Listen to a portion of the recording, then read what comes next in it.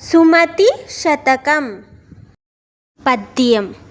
ఎప్పుడు సంపద కలిగిన నప్పుడు బంధువులు వత్తు రాది ఎట్లనన్ తెప్పలుగా చెరువు నిండిన కప్పలు 10,000 చేరు కదరా సుమతి. పద్యార్థం. ఒక వ్యక్తికి సంపద ఉన్నప్పుడు బంధువులు, పరిచయస్తులు, స్నేహితులు ఎంతోమంది అతని వద్దకు వస్తారు. ఇది ఎలా ఉంటుందంటే నీటితో నిండిన చెరువులో వేలాది కప్పలు చేరినట్లే. భావం. ఈ పద్యంలో కవి సంపద వల్ల ఏర్పడే బంధాల స్వభావాన్ని వివరిస్తున్నారు. ధనం, ఐశ్వర్యం ఉన్నప్పుడు చాలామంది దగ్గరవుతారు. కానీ వారిలో అందరూ నిజమైన అభిమానులు లేదా ఆప్తులు కాకపోవచ్చు. కష్టకాలంలో కూడా తోడుగా నిలిచేవారే నిజమైన బంధువులు, స్నేహితులు. నీతి. సంపద ఉన్నప్పుడు వచ్చే ప్రతి ఒక్కరిది నిజమైన ఆప్తులుగా భావించకూడదు. కష్ట సమయంలో తోడుగా నిలిచేవారే నిజమైన బంధువులు. ధనంతో వచ్చిన సంబంధాల కంటే ప్రేమ, నమ్మకం మీద నిలిచిన సంబంధాలు గొప్పవి. మనుషులను వారి ప్రవర్తనతో గుర్తించాలి, సంపదతో కాదు. సారాంశం. సంపద ఉన్నప్పుడు అనేక మంది చేరుతారు. కానీ కష్టకాలంలో కూడా మనతో ఉండేవారే నిజమైన బంధువులు, స్నేహితులు అని ఈ సుమతి శతకం పద్యం బోధిస్తుంది. పద్యం.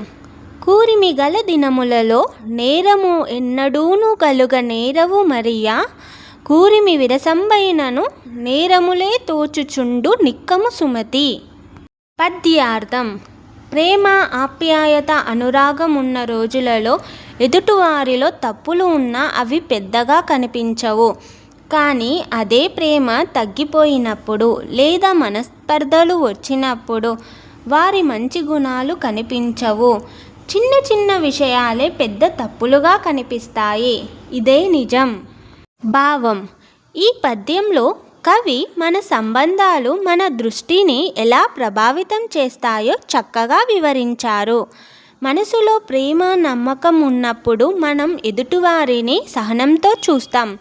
అదే అనురాగం తగ్గినప్పుడు అదే వ్యక్తిలో ఉన్న మంచి గుణాలను కూడా మరిచి లోపాలనే ఎక్కువగా గమనిస్తాం.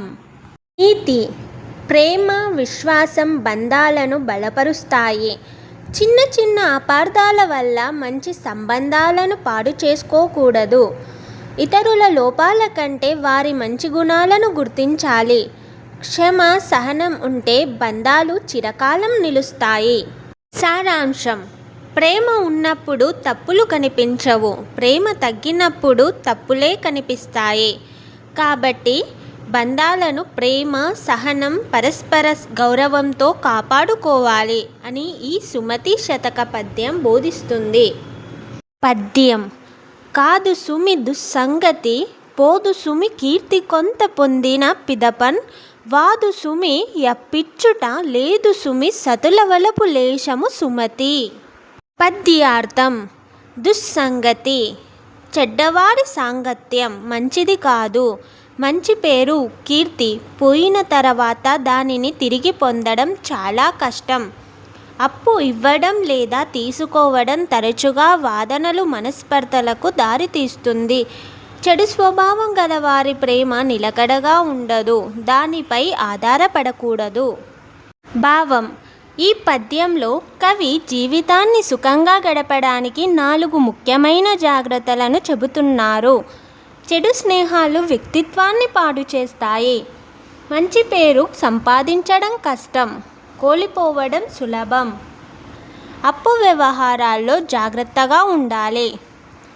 స్థిరత్వం లేని ప్రేమ లేదా నమ్మకం మీద ఆధారపడకూడదు.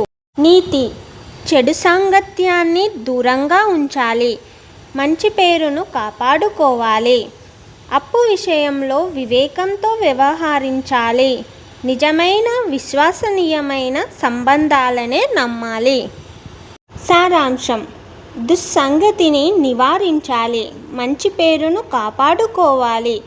అప్పు వ్యవహారాల్లో జాగ్రత్తగా ఉండాలి.